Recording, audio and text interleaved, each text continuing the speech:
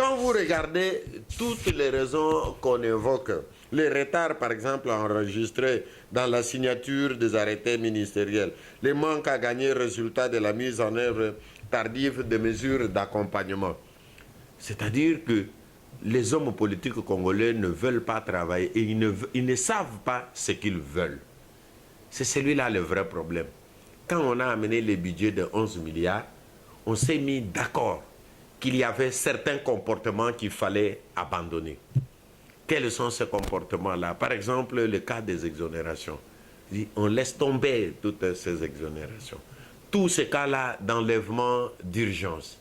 Le fait de la multiplicité des taxes, alors qu'on s'est convenu que 4 services seulement devaient opérer dans les zones frontalières. Rien du tout n'a changé, rien. Et ceux qui sont chargés d'agir, ils viennent se plaindre devant le Parlement. Alors qu'ils ont le pouvoir, ils ont les outils nécessaires.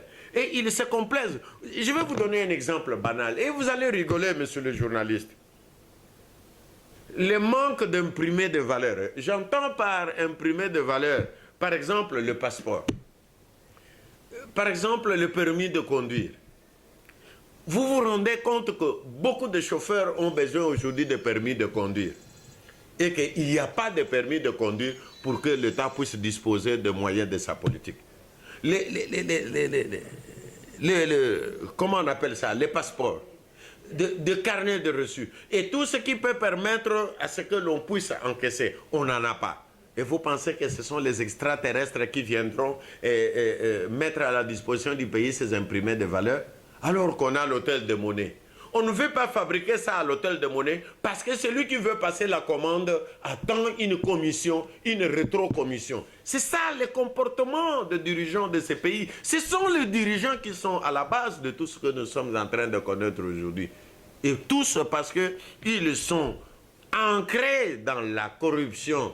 Chacun veut avoir le moyen le plus rapidement de manière indue.